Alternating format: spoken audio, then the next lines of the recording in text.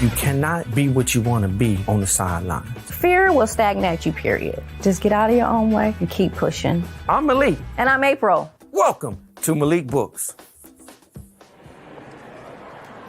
Malik Books was something that I think can serve not only my family and me, but also the community, because I want to make a difference and a change in the community by using books, because books change me for the better. Malik Books give voice to the voiceless. My grandma walked the streets night and day. When I went to USC, that was the only money I had once a month. She sent me by selling sweet potato pies and KDDs. Every time I would see her or talk to her, even on the phone, I would cry. It's just words of wisdom that comes out. She has so many kids that love her because she just had a soul that was so loving. That kind of gave birth to the Crusader Praise Scott Scholarship Fund. I was a sprinter, so I've had junior Olympic champions. I've set national records in track and field. I also was a former Olympian in 1984. Whether it was track, whether it was Malik Books, they all kind of coincide with each other. I just love helping people. We're an African-American independent bookstore that we carry a very large, diverse, and cultural children's book selection, because here at Malik, we believe children are 100% of our future. We know that the self-esteem grows from here, not here, and that's very important.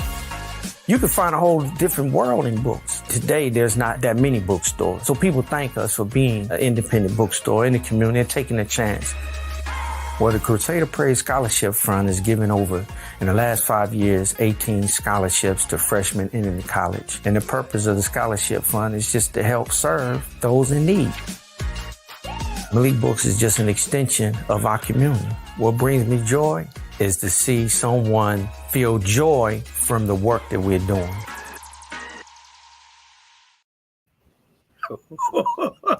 Every time I look at that commercial, I say, it's like the first time.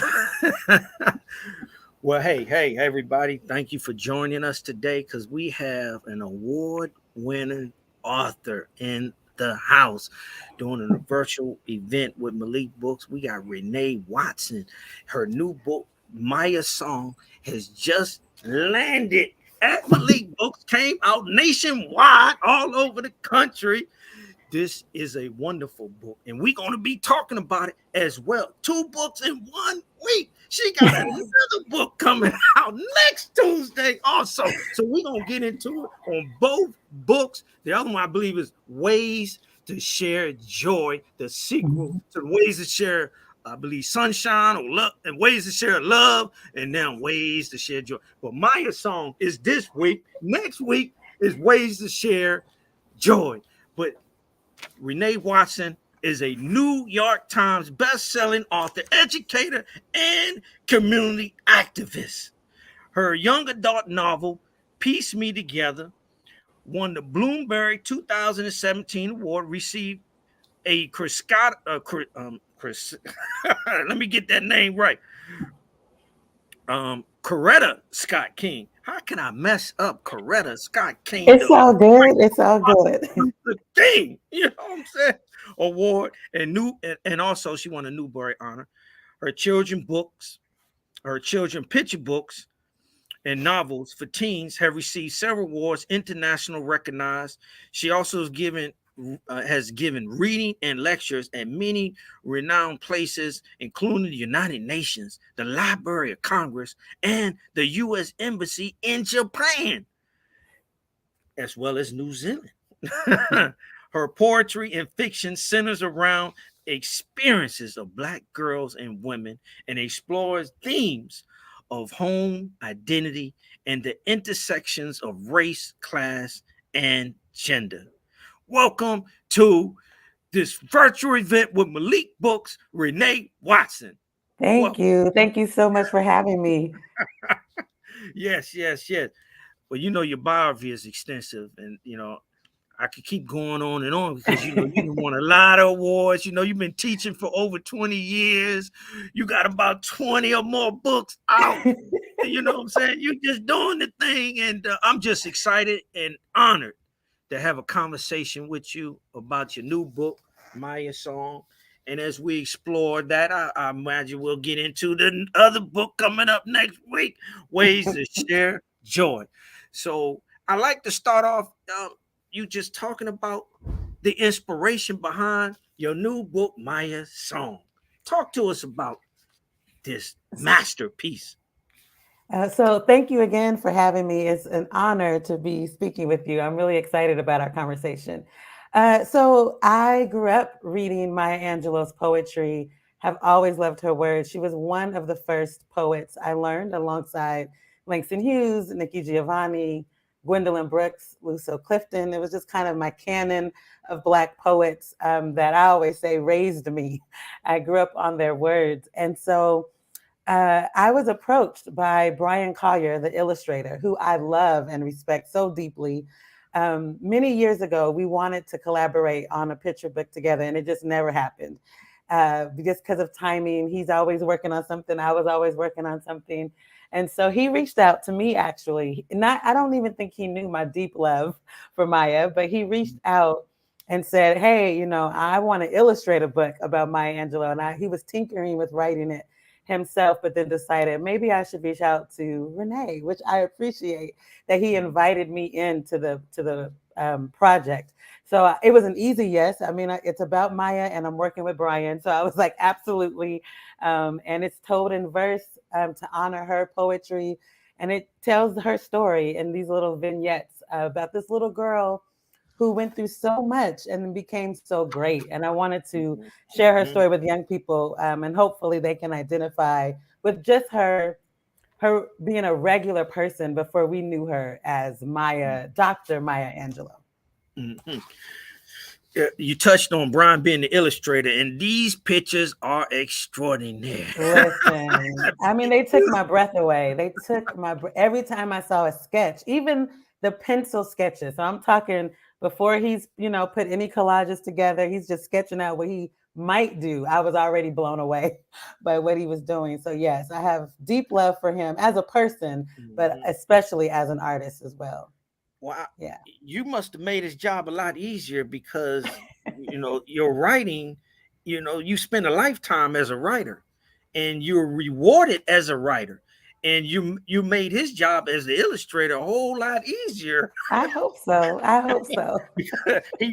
I imagine he illustrated the book based upon what you wrote, right?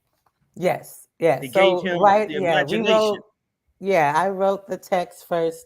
We worked on it. I worked on it with my editor, and then we turned it over to the art director and to Brian, Mhm. and he did his thing. And it's Yeah, a and whole book now. the whole book, and it's out. It's on the shelves Right, I know. everywhere. It's such a surreal thing. In the beginning of working on a project, it's so private and quiet, and you're just writing out. It's such a lonely thing. Working alone and really deep into getting each word right. And then all of a sudden it's out for the world and in bookstores, and people take ownership of it. And it's such a beautiful process and never gets old to me. The first Yes, yes. day when the book is out Okay. into the world. What talk about that process, because a lot of people don't know the process that goes into getting to the point. We got people all the time coming in like, I'm a children's author. How do I get my book published? And, Yeah. and talk to So us there are about those many steps. ways. There's many ways to get published. I think it depends on what your goals are. I am an avid believer in also self-publishing and doing it that way if you want. Mhm. Did commercial publishing, so my first step was getting an agent. So I always recommend folks to figure out who you write similarly to. Like if you come into your bookstore, if you walk into Malik Books and you want to pick out a picture book, and there's a display table with similar books all put together. Would your book be on that table? And if the answer is yes, then find out who those writers are and who their agents are, and look them up and approach them. They all have their guidelines on their websites, and they will tell you what they're looking for Mhm. and how to approach them. So I recommend getting an agent first, and then that agent is going to help you shop your book around. It's so much easier if you have somebody Mhm. representing you. It just opens the door a little wider for you to have conversations with editors. And then from there, hopefully you get an offer, and your agent will help you through that process of signing the contract and negotiating all the things and getting the book out Mhm. into the world as you work with your editor. Well, I'm sure somebody can definitely use that tip you just gave, because it's a next great literary award winning writer is going to walk into a bookstore and they're going to pick up Maya's song. They're going to pick up Mm-hmm. books by Maya Angelou. Right when you walk into Malik Books, we have the literary shelf. You know what? We didn't bury them in a back. When you walk into Malik Books, you seeing Langston Hughes, you seeing James Bond, you seeing Toni Morrison, you seeing Maya Angelou. Why? Because they have inspired a generation of thinkers and writers. They have inspired not just black folks, because it's everybody reads them. Look, when you are great at writing, everybody Mm-hmm. reads I you. And so they agree. have, Yes. everybody reads Shakespeare. Exactly. Exactly. Yes. Our stories are universal, just like everybody else's. Yeah. Yes. Yep. I love that you so support I call the legends. They are our classics, even if sometimes mainstream doesn't want to call them that. I think in Black culture, everyone you just named is, those are the people I go to for encouragement and inspiration, and also as a guide of how do I write? How do I write for young people? How do I tell the truth? How am I going to be bold in my art? They teach you, it's a master class. If you just read their books, you are getting a master class in how to be, Mm-hmm. how to show up in this world and how to have something to say through art. Poetry is so beautiful. I always tell people, I say, look, when you want to write, let's say you had 1,000 years of history, right? What's the best way to write 1,000 years of history? I'm not trying to read no encyclopedia Britannica like that, right? Yes. But the best way is to write it poetic, allegory, Hmm. similes. You can write 1,000 years in a few pages, You and really you get the meat can. and potatoes of the history. Yes. And I love that you mentioned that because I mean, Maya's life was massive, right? She did so many things, had so many careers, even before we knew her as a poet. She was a dancer, a singer, like she traveled the world.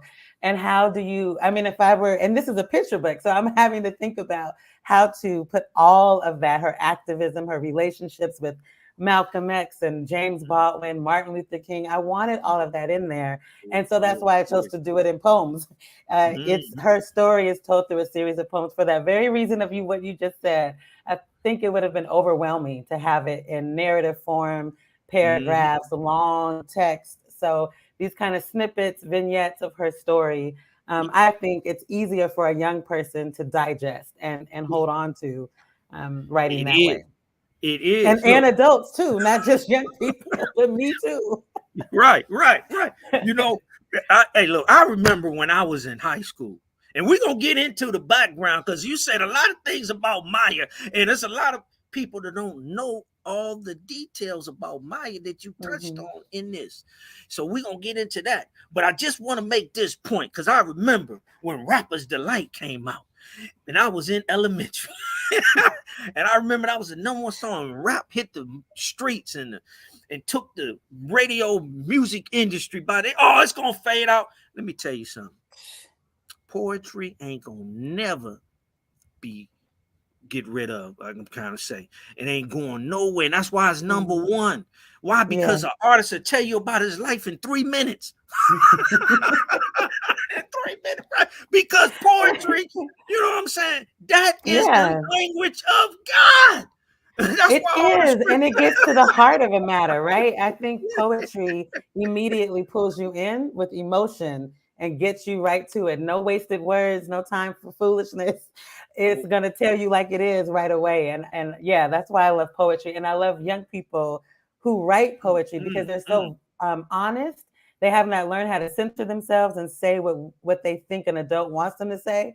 So when they're writing poems or freestyling and making up their songs, I love that because they're so free and so vulnerable, and I feel like I Mhm. really get to know my students through their poems more than having a conversation with them sometimes. Real talk, because you're a teacher. You've been teaching for Yes, decades. I Still yes. teaching.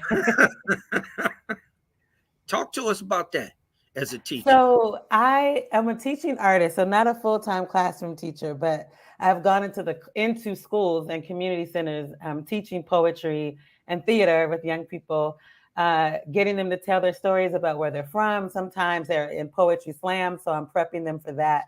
I used to do it more on a full-time basis, and then my Mhm. writing kind of took over. So I've been writing more, but I do still work with young people through author visits and do poetry workshops that way now. Mhm. Mhm. Yeah, but and the book is actually dedicated to two of my former students. Mhm. Kia Smith and Destiny Campbell are two young women who I taught, and they are, I mean, they were phenomenal poets, deep thinkers, amazing, strong girls. And so immediately when I knew that I was writing this book, I knew I was going to dedicate it to them. So I love Mhm. sharing this moment with my students as well, and hopefully Wonderful. inspiring them that even if they don't want to be writers, just go after your dream, right? And Mhm. do what you're called to do in this world. Well, they say that being a writer is not maybe the number one profession you should consider. Indeed, I was told that many times, many times. Yes. A teacher, I had a teacher tell me, it's me and my best friend. We're standing, I will never forget this. I was in middle school. We're standing in the hallway talking to a teacher, and she asks, what do you want to be when you grow up? I say a writer, and my friend said something like a businesswoman or something like that. And she said, well, it's a good thing you two are friends because Renee, you really gonna need her because you're not gonna make any money. And I was like, wow, like as a kid, it hurt my feelings. But now that I'm older and I look back on that, I cannot believe she just stomped on that little flame that I had trying to flicker and grow. But I am proof that yes, you can do it and you can make a living as a writer. And I love Mhm. to talk to young people about that. There are so many careers in publishing, not just Mhm. writing, but I tell Mhm. people too, if you always have a strong opinion about something and you want to always give feedback or critique, you might be a good editor. So you might not want to write the book, but you could read it and give the writer feedback. That's a job that you could Mhm. do. If you are an artist and you like to create, you don't have to be the illustrator, but you could be the book designer, right? So Mhm. someone chose what that font was going to look like. They chose that Maya's song, the title, would be in white letters and that it would be that big. That wasn't Brian who made that. There's an art director Okay. who's making those decisions. So, yeah, there's so much that you can do in publishing that doesn't have to be the writer or the illustrator. And I hope that young people learn about those careers a lot too.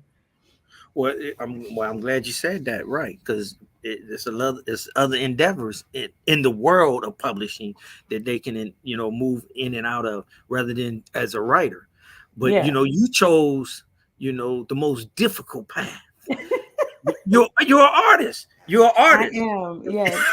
you know And it has been challenging. You are right. It has been.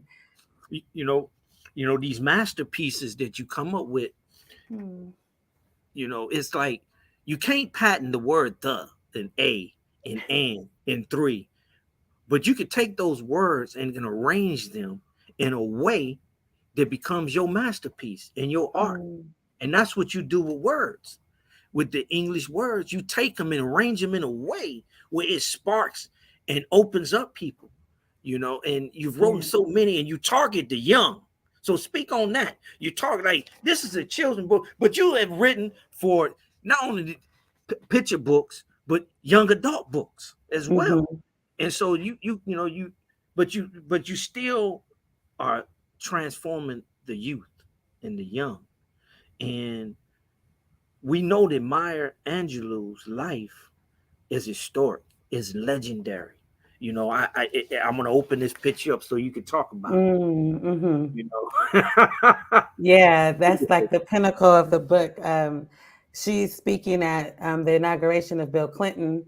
And at first, she's given a poem. She's, saying a poem at the inauguration and is the first Black person and first woman to do that.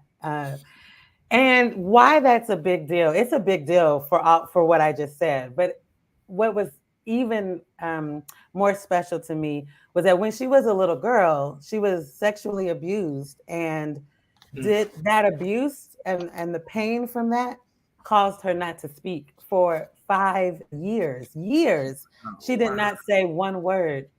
Wow. So for this woman to lose her voice and not speak, and then become the woman who's celebrating the president of the United States with a poem on this mm, very public stage for the whole world to see just feels like a miracle. I mean, we weren't having hashtags and Twitter and all that back then.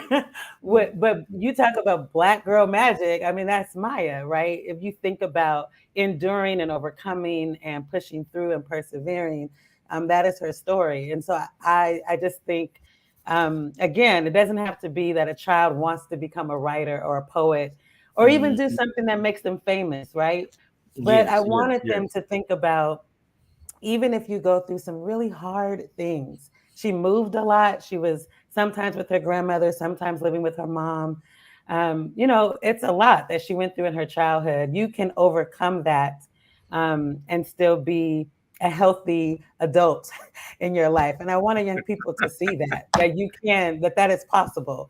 And again, it's not about becoming famous. It's just about becoming whole, and yeah, healing and forgiving and being kind to people. And so the book talks about that too, like what she ends up doing with her life, even though she had a lot of pain.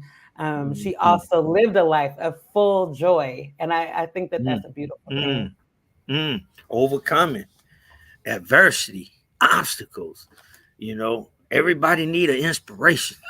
Yes, we all Everybody, do, kids and adults. yes, yes. And you're a black female, you're a woman, and that comes with adversity and challenge, even in this era. Can you Hmm. talk on some of those obstacles that you yourself had to overcome?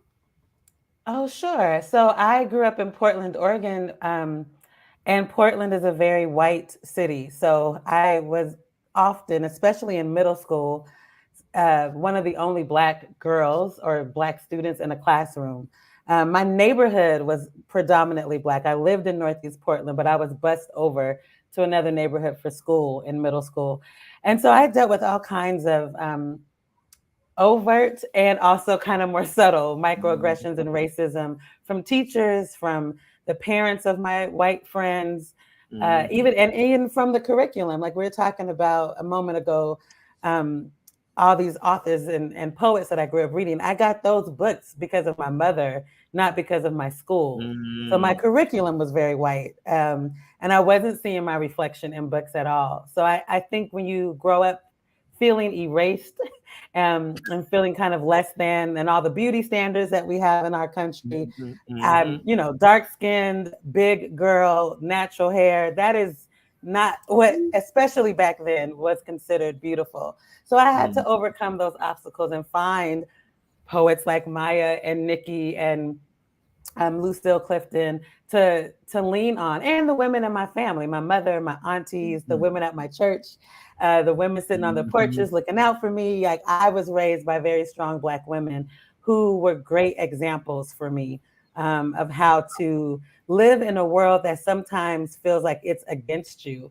mm, They, when I would come home, would nurture me and love me back to myself.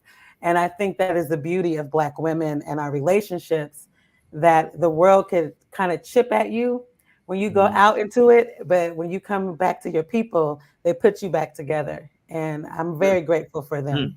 And mm, that's what I hope my books are doing for young people. If they don't have that physical person in their life, I think a book can be a friend, and you can learn from a book and see your reflection in those pages, and yeah, hopefully start yeah, healing and becoming yeah. whole, through those words.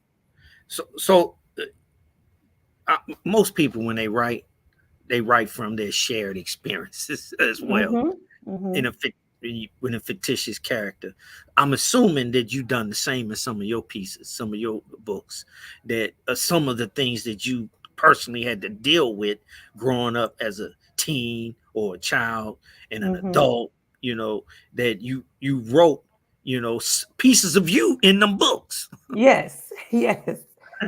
I write a lot. So I write a lot about, I say this all the time. I do write fiction unless I'm doing, like a biography. So I do try my best to keep it fiction, and honor and respect the people in my life, that they wouldn't read something and be like, what that happened? That's you talking about me. Like I really don't ever want to get into something like that. So I do, but I do write from an emotional realness. So it won't be like literally this thing happened to me in this book, but it will be the emotion behind it that I can identify with characters who feel the things that I'm writing. You know what I'm saying? So in that way, yes, I'm in every book. Uh, and parts of me sometimes are in each character that sometimes those characters are very different than each other, but I am on both sides or I can see myself in both of them. So I definitely bring myself to the page and I try to center not just Black girls in general, but Black girls in the Pacific Northwest. I grew up in Oregon and I want to make sure that that experience is honored, that Black girls, Black people, Black families live in Oregon and Washington.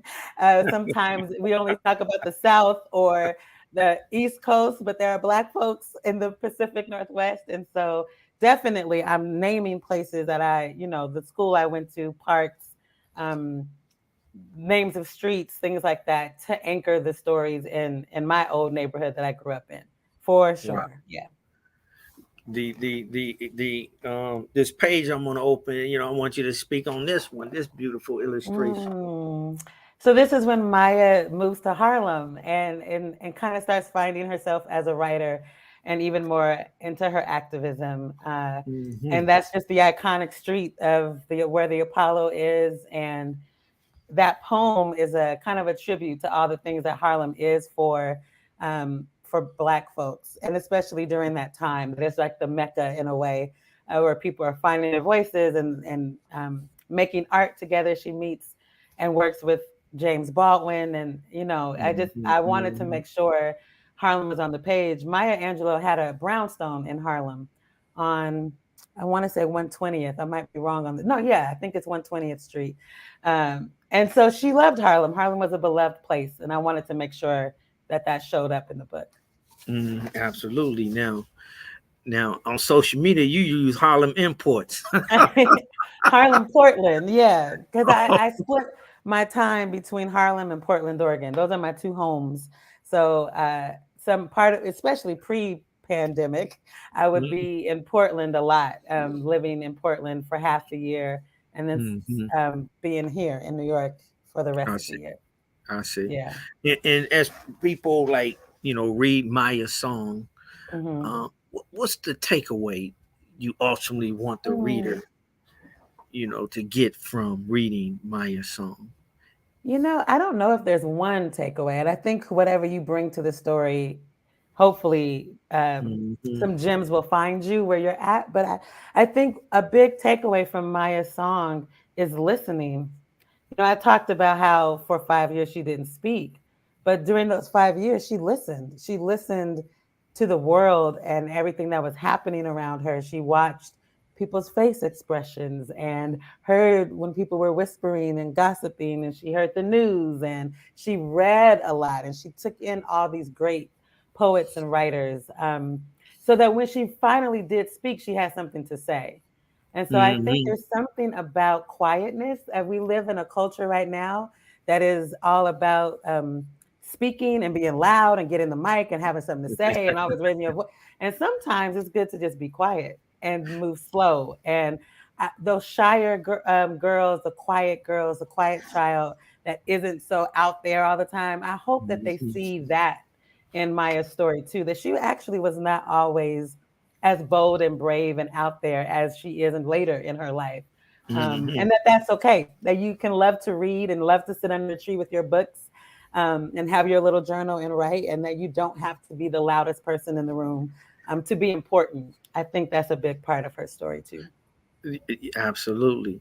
When did you find your voice as a I writer? feel like I'm constantly discovering my voice, but I when I realized that I loved to write, honestly, was in the second grade. I tell this story all the time. I wrote Mm. a 21-page story in the second grade, and not for an assignment, just at home. And I brought it to my teacher, and she was like, "Wow, I think you're going to be a writer one day." And so clearly, she was right. So I've always been a writer. I remember I have vivid memories of sitting in the kitchen on the floor. While my mom was cooking, I'd be on the floor writing in my journal. My sisters are outside playing, and I'm sitting on the porch writing in my journal. And I was writing poems and short stories. So I have always expressed my creativity through writing as a child. When I Mhm. started taking myself seriously and like pursuing publishing was in college. It's when I realized, Mhm. like, oh, this Mhm. doesn't have to be just a hobby or a talent. I can do this like for real. That was in college. And that was because a professor pulled me aside and was like, I think you should start sending your stuff out. You should, pursue this and make a living doing this. And I had not seen myself in that capital Mhm. W writer way, but I knew that Okay. I needed to write for myself.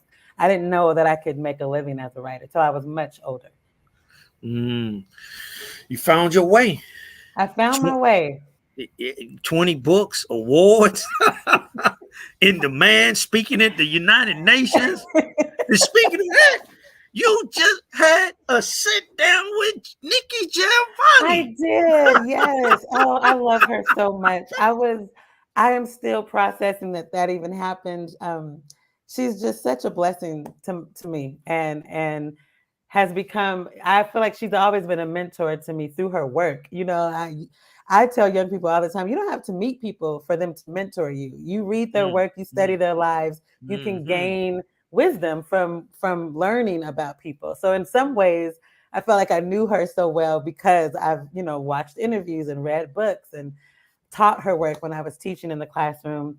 But to now have an actual personal relationship with her is very special and meaningful. And it was just Mhm. so fun when I realized she also had a book coming out. Hers comes out Tuesday, a Oh, library. wow. Um, Wow. and, she was a very good friend to Maya. They were very close. So I just felt like this makes sense to talk about Maya's legacy, to talk about this, the love of words and our love of libraries and books. So yeah, it was really nice to be in conversation with her. And very That's generous of her. well, that's confirmation and validation. she, she she wrote you. I want to I know know. what book did she read that she was so inspired to write you personally. Yeah. So the book was Piecing Me Together. Piecing Me Piecing me Together was the together. book. And she told me that, so that was her first book of me. And then she went back and read The Side of Home and, my picture books. But her first book of mine was Piecing Me Together. And I'm telling you, I could barely comprehend what was happening getting this letter from her. I was just like, wait, Nikki, Wow. as in Nikki Giovanni, what do you mean? Yeah. Yeah. And again, I'm not the kind of person that tries to act like this stuff isn't a big deal or doesn't matter. It matters. And I was very moved and touched and grateful and Absolutely. surprised that it has grown, right? So you write Absolutely. someone, like she wrote me, I wrote her back, and then she Mhm. wrote again. And I was like, oh, so then I wrote her. And then we really did become pen pals for a couple of months, Wow. until we were able to meet in person. And then from there, we just became friends in a Yeah. way. But I yeah, mean, y'all did a sit down together, both books coming out a week apart. Y'all both sharing and talking and laughing and chilling. I mean, beautiful, well done, you know. You, I guess, is a video, a documentary of y'all meeting and sit down, and I got a chance to hmm see it on. I think it was on YouTube, and it was hmm beautiful. It's like the heir apparent stepping down to, she's a legend. She's a, award winner. She's a, household. She's over there with Maya Angelou. She She's over there with is. James Baldwin. Absolutely. Absolutely. Yes, she is. We don't bury the legends, the Right. people that really inspire the next generation. When you walking in here, you got to see them first. I love that. I love that they're front and center at your store. I think that is so Yeah, important. I love man. That that. that that's the general. We Emily, we believe children are 100% of our future, and we have certain literary giants that just are not just writers. hmm It's like there's fame and then there's fame. So we got writers, but then we got real writers. Not to discount just being a writer, but when you stacking up awards and when you inspiring the next generation and when ain't no real money behind your works, they sell because people talking about it. One generation to the next. You leaping. Ain't no publisher advertising James Baldwin, Right, Langston right, right, Hughes. Ain't nobody gonna market Toni Morrison anymore or Maya right. Angelou. Some books gonna keep selling because we gonna keep talking about them. We gonna Yeah. keep telling people about our icons. Yes. Yes. And that's And what, I mean, it's so powerful to think that someone's words could outlast them, right? And that what they created, some of them so long ago, we're like you said, to your point, we're still talking about it. And it's still so relevant. Some of their poetry, you can pick up Langston Hughes today and read a poem from him and think that that was just written yesterday, you know? And so it's amazing to me how insightful and forward thinking people are who write. And it also makes me think about the cycle of change in our world. Like, we take 5 steps forward, 3 steps back, 10 steps forward, 20 steps back, and that is just what the world is. So these poets have given left us something to go to find some strength and a roadmap of how to survive this world, right? I think about the times that they were creating in, and I marvel at what they were able to do, given the struggle that they had to live through. So when things get hard now, when I think about what our nation is enduring, what the world is enduring, all you got to do is go back. James, Langston, Maya, Nikki, and then you're like, oh, we're gonna be okay. We're gonna be all right. There's a way to survive this because Tony told us we could. So I absolutely, feel so absolutely. it's not, I know that I stand on their shoulders, and I want young people to know nothing I'm doing or any other YA author, we're not doing nothing new. We are doing this because of people who paid a big price, a very expensive price for us to Yeah, be able absolutely. to do this and have these kind of conversations Mhm. and to have our books in stores. I mean, some authors were writing on the low and weren't able to even get their books marketed or go on book tours. That wasn't a thing for Black authors. So I feel very blessed and then thankful that they paid a price for me to be here and do what I love. Absolutely, absolutely. In terms of Maya song, what is your most favorite poem you wrote in here, and can you Oh, read it? what? My favorite? I don't know if I have a favorite. I have a favorite illustration that Brian did. I'll show that, Mhm. and then I can read the first poem. I can read that. Wonderful, This wonderful. is a beautiful spread to me. It's one of my favorites. It's also the back of the book. Can you see it? Yes, Um, yes, yes. I That was. love this is the moment where she stops speaking, and there's just something about the beautiful, like the Mm-hmm. way he shows silence as being beautiful. Mm. Um, and silence as being precious, and that Ah, something that's is what. happening inside of her, even though her mouth Yeah. is sealed. I love that spread.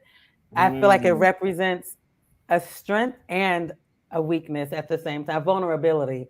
So yeah, mm-hmm. that's my favorite spread in the book. And I can read. I'll start from the beginning. I'll just read the opening poem. Speaking of her voice, there's a story I learned when I was researching her. I mean, I watched her documentary. I don't know how many times, reread and read and read and reread. I know why the cage bird sings, and watched a ton of interviews and conversations between her and Oprah, taking notes. I got all these notebooks of my notes on her life. But there's a story that I heard a few times that she would tell about when she was a baby. She would cry. She cried a lot. And there's stories about how after a while, people Mm-hmm. get irritated. Like, can you please shut that baby up? And even her parents would be like, goodness, why is she crying? Why is she crying?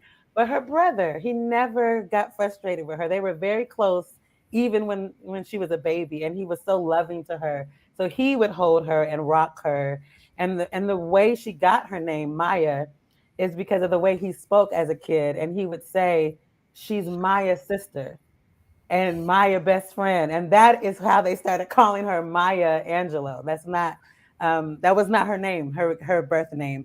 So this is a poem about that. And this date is the day that she was born, April 4th, which is also the day later in the book we learn that Martin Luther King is assassinated on April 4th, which is her birthday. Mm-hmm. April 4th, 1928. Margaret Annie Johnson was born on an ordinary day, a St. Louis Wednesday, caught between winter and spring. Her papa, Bailey, loved her so. Her mother, Vivian, loved her too. Her brother, Bailey Jr., loved her most. He called her Maya. She's Maya's sister, Maya's new best friend, Maya's favorite person in the whole wide world. A black girl born in a world that didn't love black girls, born in a nation divided, white folks over here, colored folks over there. A black girl born crying like all babies do. Hush now, mother's voice whispered. Shh, Papa said. But her brother, he didn't mind the noise at all. Bailey let Maya cry as long as she needed. He thought maybe his baby sister was trying to tell him something. Figured a baby girl crying so much, so loud, must have something to say. So that's how the book begins. Wow, that's a beautiful opening. Love it, love it, love it. Thank you. It's very touching, spiritual, involving. You know the beauty about like your poetry and your words is that depending on where you at in life, Mm, it has its own meaning. And the more you grow, and I come back and revisit that, it could be something else. And I yes. see it differently. You know, it's layers to this thing. Yeah, I feel that way about poetry and about music too. You can have a song that brings back a memory in an instant. And then you hear it later, and depending on what you're going through in your life, it's going to make you cry or make you get to the dance floor. It is amazing how words tied together can bring such emotion to us, depending on what we're dealing with and what we're going through. Mm, Yeah, I mm, mm, definitely feel that way with mm, poetry and mm. music. You can go back to it again and again and again and get Again, different meanings from it. yes, Yeah. yes, yes. What I don't want to do is leave out the ways to share Wait, the Ryan next book Hart, coming up, the ways to Ryan Hart share story. joy. The ways to share joy now. Yes, We I got don't it want right to leave here. that out because Here we go. Tuesday, that's coming out. You know what I I'm saying? know. I love Ryan. I Number have fallen three. in love with this character. Yes, the third book in the series comes out Yes. on Tuesday. Come out on Tuesday. This the Yes, third in the trilogy. it's the third, and there's one more, and then we're gonna say goodbye to Ryan in the fourth book. So that comes out. Oh, let me see. This is 2022, 2023. Mm, Next year, it'll be 2023. out. Yeah. Well, hey, talk to us because you know Ron Hart is the main character, and it's a great Yes. young reader, but it Yeah. has a So message I in here. It does. I grew up reading the Ramona series. That was like my jam when I was in, I don't know, third, fourth grade. And Ramona Quimby, the character, lived in Portland, Oregon, which is where I grew up. So Clickitat Street and the library and the school, I knew exactly where she was going and just thought it was so cool that I could read a book and know the places, right? Of course, Mhm. as I got older and look back on those books, I still love them and cherish them. There's so much I love about Ramona. But there were not Black characters in that book. And there were absolutely Mm, Black people in mm. Portland. In fact, my aunt lived around the corner from Ramona on Clickitat Street. So I thought, well, let's let a little girl be as kind of, playful and complicated as Ramona and let her be a Black girl. We don't get to see that often for that age group in books. And so I Yeah, wanted to yeah. center um, a girl who's complicated. Ryan is sometimes competitive, sometimes jealous.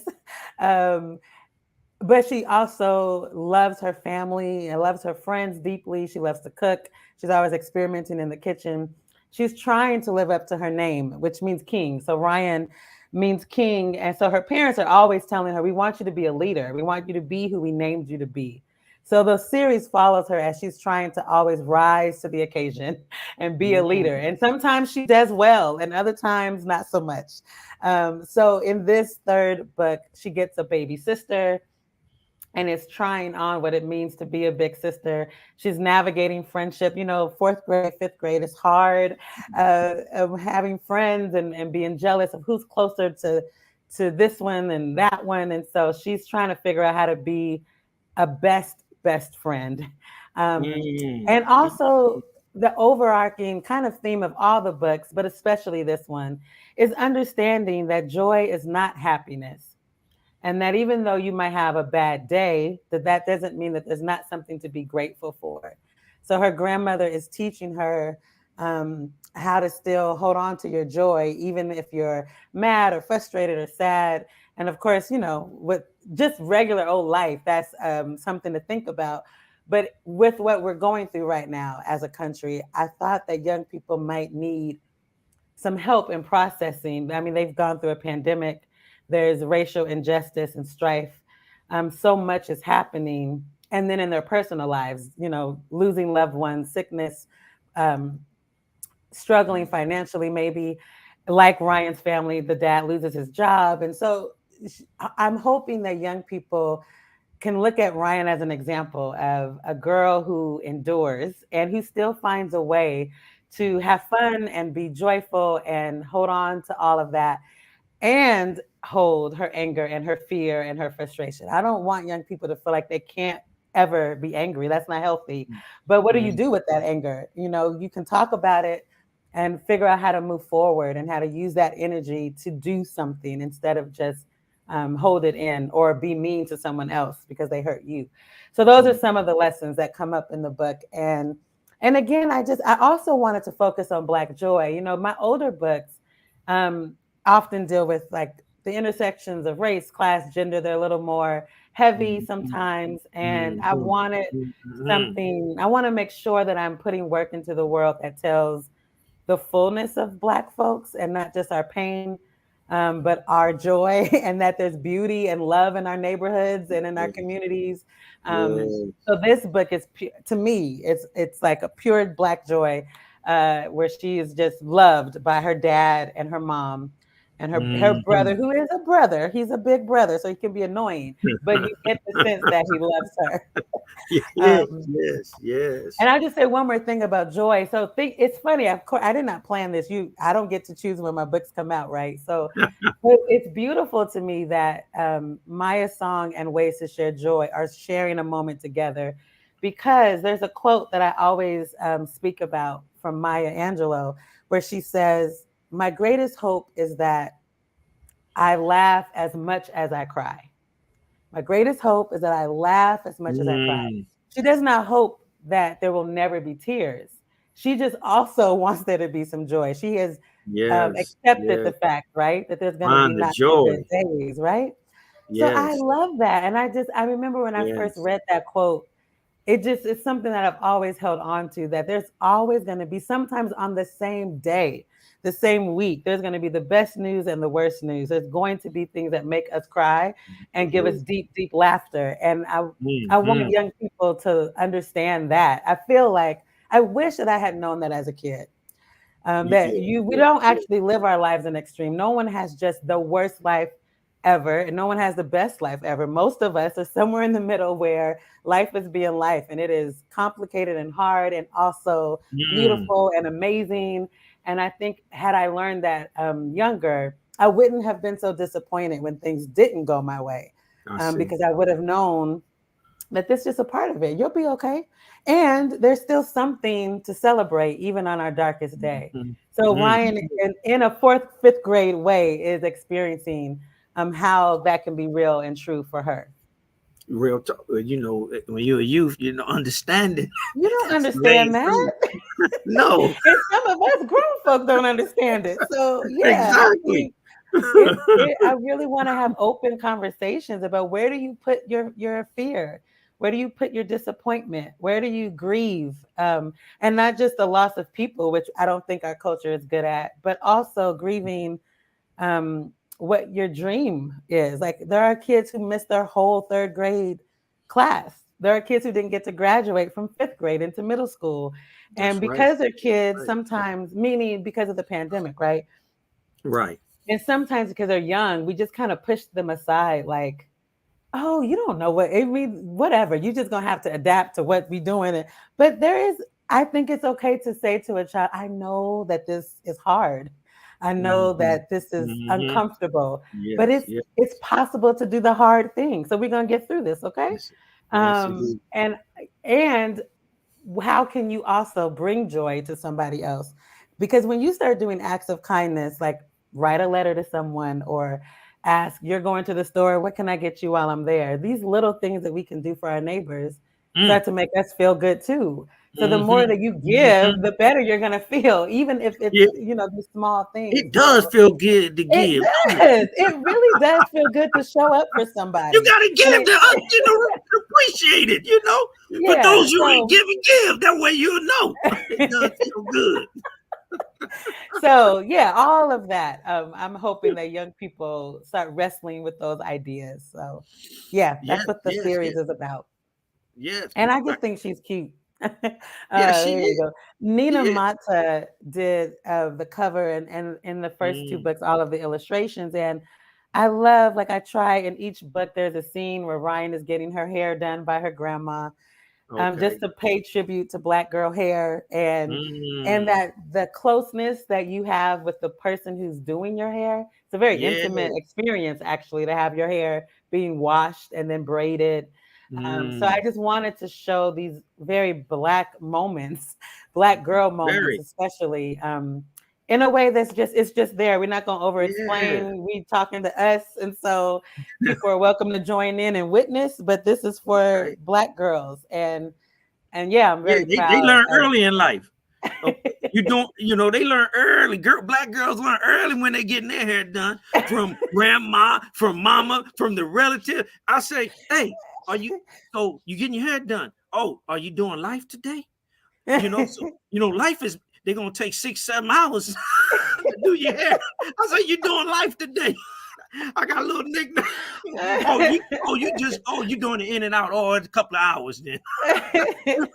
But if you're gonna be there for 6, 7, 8 hours, oh, you doing life Oh today. You up goodness. in that piece to get a nice do done. But I'm telling you, that's the best. Like, I have so many good memories of eavesdropping on my mom and my aunt while I'm getting my hair done. They end up Yeah. not really thinking I'm listening or forgetting I'm in the room, and Mm, they're talking, or mhm. we're watching something on TV, or music is playing. And it just, yeah, it was a beautiful experience getting my hair done as a kid. And so I love that. That's in in Wonderful. each book. You have a moment with Ryan and Well, her grandmother. Yeah. mm. I mean, you speaking to the soul of our community when you talking about children and the grandparents and hair being done and things that's happening in school and the conversations the kids have with their parents. It's relatable. This book I is hope so. relatable. I hope Yes. so. I know kids because I remember when I believe the second one was called Ways to Share Love came out. And on the day Ways to that book, grow love. Ways to Grow Love. Yes, yes. Mhm. I had a few little girls, they was waiting. They was here on that Oh, day. really? They Are was you here on that serious? day. Oh, I Yes, yes. love that. I love that. Yes. And I'm feeling very confident that they're gonna be looking for this one right here when it comes out Oh, on I hope Tuesday. so. That makes me so happy to know that they're excited about the next one and the Yeah, next one. And they yeah. rushed me too. I had They did. someone reach out and say, "When are you writing the next one?" I was like, "Now listen, now the third one is barely out in the world, so give me a Yes, minute." yes, But yeah. They got there will be a fourth one that that's wraps good. it That's up as good. she's leaving the fifth grade and going to middle school. Okay, okay. Now that's a paradigm shift. Man, Middle it school. is. It is. Yes. Yeah, that's wonderful. Yeah, they changed. Man, I'm a father of five, so I didn't see Mm. the transformation. Now, do you have children? I don't. I don't have children. I Okay. have nieces and nephews, so I have a front row seat to the Yes, raising of children, but I don't have any of yes, my own. yes, yes, yes. So I definitely, I witnessed them transform as you see in your own nieces and nephews. Mhm. but the thing is that you these are your babies right here. These are your little babies, and they growing, they elevating, they evolving. They, you know what I'm saying? They making minds grow and I hope develop. so. Yeah. These little projects that you doing, this are your masterpieces, and we thank you for your contribution to our struggle. You're an activist, you're a Thank book you. activist. See? Thank you. See that? And you contributing, to the next generation of change. You're not sitting around talking about the problem. You're doing something about it by creating creative stories to inspire. We could talk all day. You touched on that earlier. That finding the joy. Because look, you could beat the daylight out of the issues, but what are you doing to make a difference? I see right Mm. here, boy. Fire song. Ways to share joy. Renee is on the move. We urge all y'all listening, and they would listen to this because it's gonna be posted on YouTube. And I will That hey, share it. you be inspired to Mm. become you, whoever that might be. And if it's a writer, you have people like Renee that took a leap of faith and has made a successful career as a writer. I'm waiting till some of your work become a film or animation or something. Is Speak anything it. in the plans for that? I don't have anything that I can share that's a real tangible thing, but that is a prayer of mine and a goal. So hopefully Absolutely. one day we'll see. We'll do. We put it in the universe right now. Yes. You know, it's out there now. Yeah, Can't I would take it love back. that. It's Right? coming. It's coming. No And take you can back. say Malik Books, he was part of that train that put it out in the universe too. Because I know you already put it out. You know what I'm saying? I know you think of it every day. This has been wonderful, Renee. This has been outstanding. I enjoy our robust conversation about two of your babies, Fire Song, and the ways to share joy. Hey, this is out today. Go get it. MalikBooks.com. We got it on our website. Thank you. You can buy this too. Ways to share joy, but it ain't released until Tuesday coming up. So hey, thank you, Renee. Thank you. Thank you. Thank you. Appreciate Very nice to talk with you. wonderful one. It has been. And so you enjoy the rest of your book tour, because you on a tour this week and you on a tour next week. And the week after that, I am touring for the fall. Look, and I'm excited. I am excited to meet the reader. It's been because of the pandemic, I haven't been anywhere. So I am really excited actually to meet the young people who've been reading the series. So it'll be fun. I'm looking forward to it. 2 weeks? Look, 2 books, 1 week. There you go. Thank you, Renee. Enjoy the rest of this evening. Thank you. Bye. Bye-bye.